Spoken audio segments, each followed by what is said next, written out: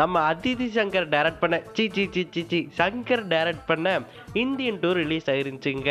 நானும் அந்த படத்துக்கு போகலான்னு போனேன். ஆனால் போனதுக்கப்புறம் தான் தெரிஞ்சிச்சு நம்ம படத்துக்கு வரல, மக்கள் நீதி மையம் மாநாட்டுக்கு வந்திருக்கா அப்படின்னு சொல்லிட்டு. ஏன்னா கமல்ஹாசன் அந்த படத்தில் பேசுறாரு. சத்தியமாக அவர் பேசி வில்லனை கொண்டாரா இல்லையோ, உட்காந்து தேட்டரில் படம் பார்த்துட்டு இருந்தேன், நம்ம எல்லாரையும் கொண்டுட்டாரு. நான் சாகணும் அவ்வளோதானே. அந்த அளவுக்கு படமானது 90s கிட்ஸ் 80s கிட்ஸ்லாம் ரசிச்சு பார்த்தாங்களா ஒரு கேரக்டரு, அந்த கேரக்டரை கொலையா கொண்டு வைக்கக்கூடிய ஒரு படமாக தான் இருந்துச்சு. ஸோ கண்டிப்பாக இந்த ஒரு படத்துக்கு ரோஸ்ட் வீடியோ போட்டுறணும் அப்படின்னு சொல்லிட்டு முடிவு பண்ணிட்டேன். ஸோ இந்த வீடியோவில் நம்ம இந்தியன் 2 உடைய ரோஸ்ட்டை தான் பார்க்க போகிறோம். ஒரு சில ஸ்பாய்லர் இருக்கும், ஆக்சுவலி படமெல்லாம் பார்த்துறாதீங்க, ஸ்பாய்லரோட தான் சொல்ல போகிறேன். ஸோ வீடியோ ஃபுல்லாக பாருங்கள். நாம் முதல்ல இந்தியன் 2வை கலாய்க்கிறதுக்கு முன்னாடி இந்தியன் 1லையும் கலாய்க்கக்கூடிய நிறைய விஷயங்கள் இருக்குங்க.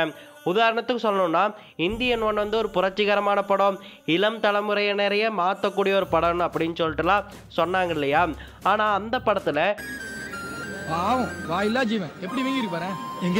இப்படி பொண்ணுங்களை கேவலமாக சித்தரித்து ஒரு வசனத்தை அந்த ஒரு படத்தில் வெச்சே ஆகணுமா? இது வந்து எல்லாருமே கேட்க வேண்டிய கேள்வி, ஆனால் யாருமே கேட்கல. அது மட்டும் கிடையாது, இந்தியன் 1ல ஒரு மேஜரான மைனஸ் என்னன்னு கேட்டிங்கன்னா, இந்தியன் 1ல வந்துட்டு அவங்க பொண்ணு இறந்துட்டாங்க அப்படின்னு சொல்லிட்டு தான் இந்தியன் தாத்தா வந்துட்டு போய் பழி வாங்குறாரு, கரெக்டாக? ஆனால் அங்கே நல்லா கவனிச்சிங்கன்னா இந்தியன் தாத்தாவால் தான் அவங்களுடைய பொண்ணு உயிர் போச்சு. அவங்க லஞ்சம் கேட்கும்போது நான் லஞ்சம்லாம் தர முடியாதுன்னு சொல்லாமல் காசை கொடுத்துட்டு அதுக்கப்புறம் கொண்டு இருக்கலாம், ஆனால் லஞ்சமே தரமாட்டேன், என் பொண்ணு உசுரை விட என் கொள்கை தான் முக்கியம் அப்படின்னு சொல்லிட்டு இந்தியன் தாத்தா நின்றுட்டு அதுக்கப்புறம் என் பொண்ணோட உசுருக்காக நான் பழி வாங்க போகிறேன்னு சொல்லிட்டு கிளம்புறது வந்துட்டு ரொம்பவே மோசமான விஷயம். நல்லா யோசிச்சு பாருங்க, அவருடைய கொள்கையில் தீர்க்கமாக நின்று இருக்கணும்னு சொன்னால் ஃபஸ்ட்டு பொண்ணை காப்பாற்றிட்டு அப்புறம் கொலை பண்ணியிருக்கலாம். நான் இப்படி சொன்னதும் எனக்கு கழிவு ஊற்றுறதுக்கும் எனக்கு பாடம் எடுக்கிறதுக்கும் நிறைய பேர் கமெண்ட் பாக்ஸுக்கு கிளம்பி போயிருப்பீங்க. அவங்கெல்லாம் கொஞ்சம் வெயிட் பண்ணுங்க, ஏன் இப்படி சொன்னேன்னு சொல்லிட்டு நான் பின்னாடி சொல்கிறேன். சரி, இப்போ இந்தியன் 2க்குள்ளே வருவோம். இந்தியன் 2வுடைய கதை என்னன்னு கேட்டிங்கன்னா, ஒரு சைக்கோ தாத்தா இந்தியாவுக்குள்ளே வந்து பேசியே இளைஞர்களை மேனிப்புலேட் பண்ணி அந்த இளைஞர்கள் எல்லாமே அவங்க குடும்பத்தில் இருக்கக்கூடிய ஆட்களையே போலீஸில் பிடிச்சி கொடுக்கறது தான் இந்த படத்தோட கதை. உண்மையிலே அவர் சைக்கோ தாத்தா மாதிரி தாங்க நிறையா பண்ணியிருப்பார், இந்தியன் தாத்தா கிடையாது இது. ஏன் அப்படின்னு கேட்டிங்கன்னா, நான் சொன்ன கதைப்படி சித்தார்த்தம் அவங்களுடைய குடும்பத்தில் இருக்கக்கூடிய அவருடைய அப்பாவே வந்துட்டு போலீஸ்கிட்ட பிடிச்சி கொடுத்துருவாரு, இந்த மாதிரி எங்கள் அப்பா லஞ்சம் வாங்கிட்டாரு அப்படின்னு சொல்லிட்டு. இதை கேட்டால் அவங்க அம்மா என்ன பண்ணுவாங்கன்னா, அவமானம் தாங்க முடியாமல் சித்தார்த்தோடைய அம்மா வந்து இறந்து போயிடுவாங்க. இறந்து போனதுக்கப்புறம் கோபப்பட்டு இந்தியன் தாத்தா பற்றி எங்கள் அம்மா என்ன தப்பு பண்ணாங்க, அவங்க எதுக்கு சாகணும் அப்படின்னு சொல்லிட்டு கேட்பாரு. அப்படி கேட்ட உடனே இந்தியன் தாத்தா என்ன தெரியுமா சொல்லுவார், உங்கள் அம்மாவும் தப்பு பண்ணியிருக்காங்கப்பா அப்படின்னு சொல்லிட்டு சொல்லுவார். நமக்கு என்னடா முட்டாள்தனமாக பேசிகிட்டு இருக்குன்னு தோணும். ஏன்னா அது வரைக்கும் படத்தில் அவங்கள ரொம்ப அன்பானவங்க கனிவானவங்க அப்படின்னு சொல்லிட்டு காமிச்சிட்டு இருப்பாங்க. அவங்களே போயிட்டு இந்தியன் தாத்தா வந்துட்டு அவங்களும் கரப்டானவங்க தான் அப்படின்னு சொல்லிட்டு சொல்லுவார். அப்போ நீ முதல்ல டாக்டரை பார்க்கணும் அப்படின்னு சொல்கிற மாதிரி இருக்கும். நீ டாக்டர் போய் பார்க்கணும். ஏன்னா இந்தியன் தாத்தாவை பொறுத்த வரைக்கும் இந்தியாவிலேயே கரப்ட் இல்லாத ஒரே ஆள் வந்துட்டு நம்ம இந்தியன் தாத்தா மட்டும்தான். அவரை தவிர எல்லாருமே கரப்டானவங்க தான். இவர் சைக்கோ அப்படிங்கிறதுக்கு இன்னொரு உதாரணமும் சொல்லிட்டா, இவருடைய கொள்கையே என்ன, லஞ்சம் வாங்குறவங்கள போட்டு தள்ளணும் அப்படிங்கிறது தானே. லஞ்சம் வாங்குறவங்கள மட்டும்தானே போட்டு தள்ளணும். ஆனால் இவர் என்ன தெரியுமா பண்ணியிருப்பாரு, பாபி சிம்மா இதில் வந்துட்டு ஒரு நேர்மையான கேரக்டரு, அந்த நேர்மையான கேரக்டரை ஒரு வர்மக்கலை பயன்படுத்தி அவரை கொலை பண்ணக்கூடிய ஸ்டேஜுக்கு கொண்டு போயிடுவார். பாபி சிம்மாவை பார்த்த டாக்டர் எல்லாமே இவர் சாகிறதுக்கு வந்து இன்னும் 3 மணி நேரம் தான் இருக்குது, அதுக்குள்ளே வந்துட்டு இந்த வர்மக்கலை யூஸ் பண்ணி அட்டாக் பண்ணார்ல, அவரே வந்து அந்த வர்மத்தை எடுத்துடணும் அப்படின்னு சொல்லிட்டு சொல்லுவார். இவர் வந்து என்ன தெரியுமா சொல்லுவார், நான் இந்த வர்மக்கலை யூஸ் பண்ணி இவனை குணப்படுத்தணும்னு சொன்னால் என்ன நீங்கள் விட்டுறணும், என் மேலே இருக்கிற கேஸ் எல்லாம் எடுத்துடணும் அப்படின்னு சொல்லிட்டு சொல்லுவார். எனக்கு என்னடா சொல்கிற அப்படின்னு தான் இருந்துச்சு. நீ என்ன சொல்ற, என்னடி சொல்ற? ஏன்னு கேட்டிங்கன்னா, நான் முன்னாடி ஒன்று சொன்னேன்ல, அவருடைய மகளுடைய உயிரை விட அவருடைய கொள்கை தான் முக்கியம் அப்படின்னு சொல்லிட்டு அவர் நினைச்சாருன்னு சொல்லிட்டு நான் இருக்கப்பட்டவன் கொடுத்துடலாம்,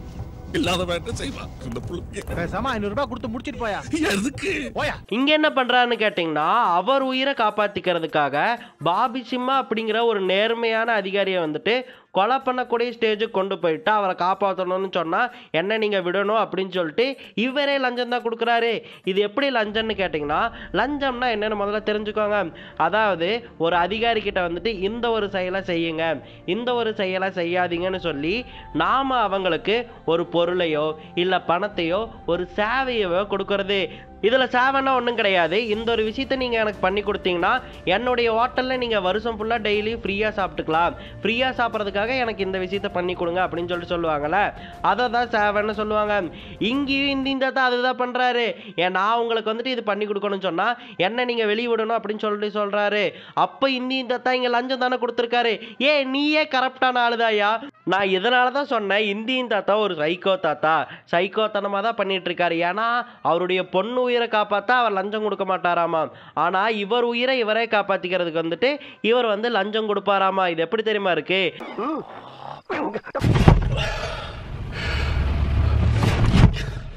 இப்போ உங்களுக்கு புரிஞ்சிருக்கும் ஏன் நான் இந்தியன் ஒன்ல வந்துட்டு அந்த தாத்தா வந்து தப்பு பண்ணாரு.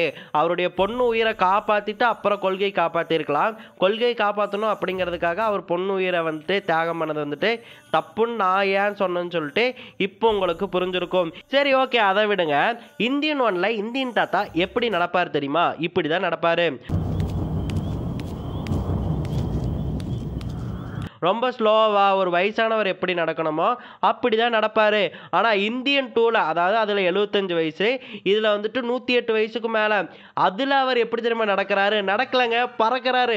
பறந்து எல்லாரு கூடயும் சண்டை போடுறாரு. கேட்டால் வறுமக்கலை அவருக்கு தெரியும், அதனால் இவ்வளோ ஸ்ட்ராங்காக இருக்காரு அப்படின்னு சொல்லிட்டு ஒரு ஓலா ஓட்டினாங்க பாருங்க. சத்தியமாக நான் தலையை வச்சுக்கிட்டு தேட்டரை விட்டு போகிறேன்டான்னு எனக்கு ஆகிப்போச்சு. அதோட இந்த வர்மக்கலை வச்சு இன்னொரு வாழாவை ஓட்டியிருந்தாங்க. என்னன்னு கேட்டிங்கன்னா, இவர் வர்மக்கலை பண்ணதுக்கப்புறம் ஒருத்தர் வந்துட்டு குதிரையாகவே மாறி போய் ஓட ஆரம்பிச்சிருவாராமா சாகிற வரைக்கும். இன்னொருத்தர் வந்துட்டு ஆம்பளையிலேருந்து பொண்ணாக மாறிடுவாராமா. இன்னொருத்தர் வந்துட்டு எச்சில் வந்துட்டே இருக்குமாமா, உடம்புல இருக்கிற நீரெல்லாம் போயிட்டே இருக்குமாமா. அந்த சீன் கன்றாவியாக இருந்துச்சுங்க. ஆக்சுவலி அந்த சீன்லாம் தேட்டரில் போய் பார்த்துடாதீங்க, கண்ணை மூடி உட்காந்துக்கோங்க. கன்றாவியான சீனு. எச்சில் என்னென்ன பண்ணக்கூடாதோ அதெல்லாம் பண்ணிகிட்டு இருப்பாங்க. ஸோ இந்த மாதிரிலாம் சொல்லிட்டு வர்மக்கலையை சொல்லியிருக்காங்க. ஆனால் ஆக்சுவலி வர்மக்கலையில் அப்படி பண்ண முடியுமான்னு கேட்டிங்கன்னா பண்ணவே முடியாதுங்க. நீங்கள் ஜஸ்ட்டு சிம்பிள் சயின்டிஃபிக்கலாக யோசிச்சு பாருங்கள். ஒரு பாயிண்ட்டை தொடர்றது மூலிமா மட்டுமே ஒருத்தருடைய டெஸ்டோஸ்டெரோன் அளவு குறைஞ்சி ஈஸ்ட்ரோஜன் அளவு வந்துட்டு அதிகரிச்சிருமா, இல்லை ஒருத்தர் வந்துட்டு மனநிலை பாதிக்கப்பட்டு குதிரையாக மாறிடுவாரா? இதை அடிப்படையாக யோசிச்சாலே என்னடா ரொம்ப கேவலமாக இருக்குது அப்படின்னு சொல்லிட்டு தான் யோசிக்க வைக்கும். வர்மக்கலையிலும் அப்படி தான். இந்த படத்தில் காட்டுற மாதிரியான விஷயங்களை வர்மக்கலையை பயன்படுத்தி பண்ணவே முடியாது. அதற்கான சான்றுகளும் கிடையாது. வர்மக்கலையை பொறுத்த வரைக்கும் 2 விஷயம்தான் இருக்குது. ஒன்று மருத்துவ முறை, இன்னொன்று தற்காப்பு முறை. இந்த மருத்துவ முறையில் கூட பார்த்தீங்கன்னா உங்களுக்கு ஒரு நோய் குணமாகணும்னு சொன்னால் நீங்கள் பல செஷன்ஸ் அட்டன் பண்ணணும். பல செஷன்ஸ் அட்டன் பண்ணதுக்கப்புறம் ஒரு வர்மா பாயிண்ட் வச்சுருப்பாங்க. அந்த பாயிண்டில் வந்துட்டு அக்குபஞ்சர் மாதிரி சில விஷயங்கள் பண்ணுவாங்க. அப்படி ஒரு தடவை பண்ண உடனே இந்த படம் மாதிரி உங்களுக்கு சரியாயிராது. அது வந்து பண்ணிக்கிட்டே இருக்கணும். ஒரு குறிப்பிட்ட நாள் வரைக்கும் பண்ணதுக்கப்புறம் தான் உங்களுக்கு அந்த நோயே குணமாகும்.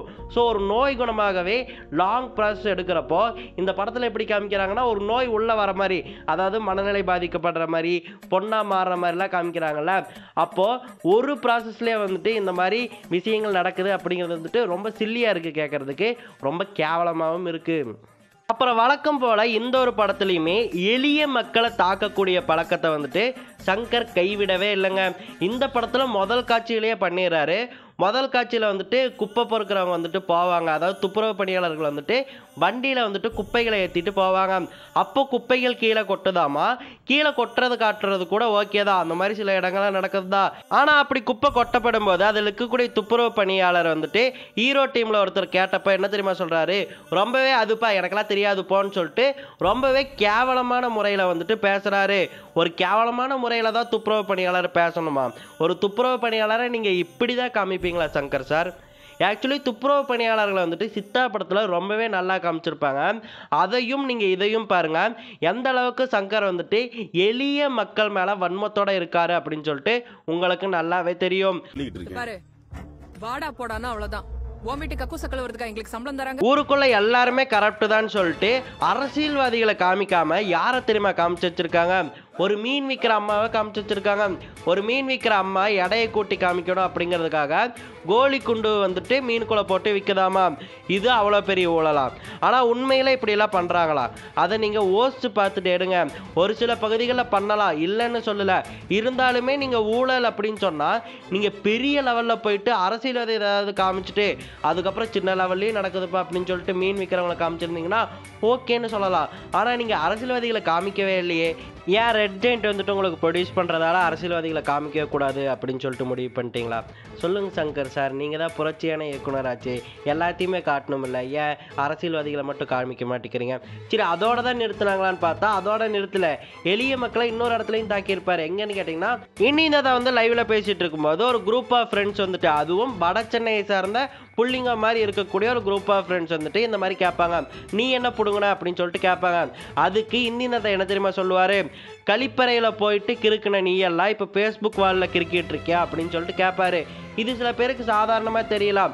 அதாவது எல்லாரும் ஸ்கூல் படிக்கும்போது வந்துட்டு கக்கூஸில் எழுதுனது தானே, அதை தான் இங்கே மென்ஷன் பண்ணியிருக்காரு அப்படின்னு சொல்லிட்டு நீங்கள் எல்லாம் யோசிக்கலாம். ஆனால் நல்லா யோசிச்சு பாருங்கள், அதுக்கு யாரை வேணால் காமிச்சிருக்கலாம். வட சென்னை மக்களை மட்டும் குறிப்பாக காமிக்கிறாருன்னா வட சென்னையையும் கழிப்பறையும் கனெக்ட் பண்ணுறதுக்காக தானே அந்த ஒரு சீனை படத்தில் வச்சுருக்காரு. நல்லா யோசிச்சு பார்த்தீங்கன்னா உங்களுக்கு தெரியும்.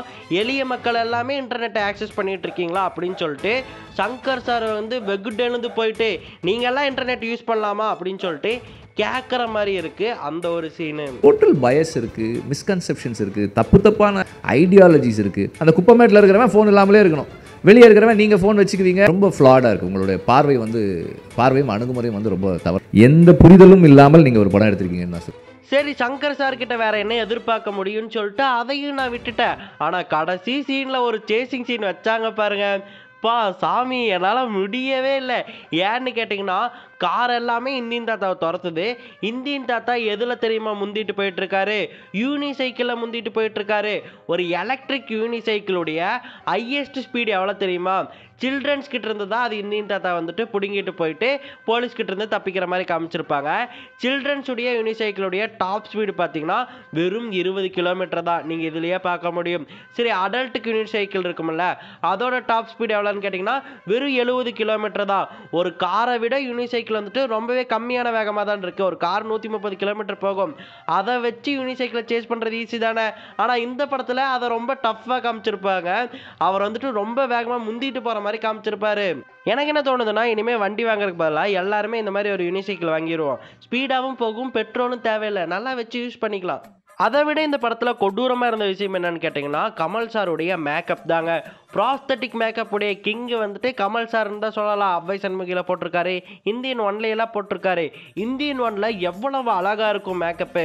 புதுசாக பார்க்குறவங்களுக்கு அது கமல் சார்னு சொல்லவே முடியாது, அந்த அளவுக்கு ரொம்பவே அற்புதமாக போட்டிருப்பாங்க. ஆனால் இந்த படத்தில் எப்படி தெரியுமா இருக்குது? ஒரு சீனில் ஒரு மாதிரி மேக்கப் இருக்குது, இன்னொரு சீனில் இன்னொரு மாதிரி மேக்கப் இருக்குது. ஒரு மேக்கப் ஆர்டிஸ்ட் வச்சு தான் மேக்கப் போட்டிங்களா, இல்லை பல மேக்கப் ஆர்டிஸ்ட் யூஸ் பண்ணிங்களா? ஒட்டு மொத்தத்தில் சொல்லப்போனால் இந்த படம் வந்துட்டு ஒரு தேவையில்லாத ஆணின்னு சொல்லலாம். எல்லாருமே ரசித்த ஒரு கல்ட் கேரக்டரை எந்த அளவுக்கு கேவலப்படுத்தணுமோ அந்த அளவுக்கு கேவலப்படுத்தி அவர் உருவாக்கின கேரக்டரை அவரே சதைச்சு வச்ச விஷயம்தான் இந்த ஒரு இந்தியன் 2ன்னு சொல்லலாம். அப்படி தான் சங்கர் சார் பண்ணியிருக்காரு. இந்தியன் 2க்கு எனக்கு தெரிஞ்சு கமல் சார் வந்துட்டு ஓகேவே பண்ணியிருக்க வேணாம்னு நினைக்கிறேன். சரி, ஓகே மக்களே, இவ்வளோ தான் இன்றைக்கி ஒரு வீடியோ. அவ்வளோதான் இந்த படத்தில் ரோஸ்ட் செய்ய வேண்டிய விஷயங்களான்னு கேட்டிங்கன்னா ஆக்சுவலி நான் ரோஸ்ட்டே பண்ணல. நான் ஆக்சுவலி சும்மா கலாய்க்கிற மாதிரி ட்ரை பண்ணேன், அவ்வளோதான். நான் காமெடியாகவும் பண்ணியிருக்க மாட்டேன், அது எனக்கே தெரியும். பட் இவ்வளோ தான் இந்த படத்தில் இருக்கக்கூடிய குறைகளான்னு கேட்டிங்கன்னா இது மட்டும் கிடையாது, எக்கச்சக்கமாக இருக்குது. அது நம்ம வந்துட்டு இந்த படம் ஓடிடியில் ரிலீஸ் ஆனதுக்கப்புறம் பிரிண்ட் கையில் கிடைக்குமில்ல, அப்போ இதை வச்சு நல்லா செய்வோம். ஏன்னு கேட்டிங்கன்னா சங்கர் சார் என்ன சொல்கிறாரு? எல்லாருமே ஊழல்னு போகிறீங்க, எல்லாருமே கெட்டவங்கன்னு சொல்லிட்டு யாருடைய காசில் தெரியுமா படத்தை ரிலீஸ் பண்ணியிருக்காரு? ரெட் ஜெயிண்ட் காசில். ரெட் ஜெயிண்ட் யாருன்னு சொல்லிட்டு உங்கள் எல்லாருக்குமே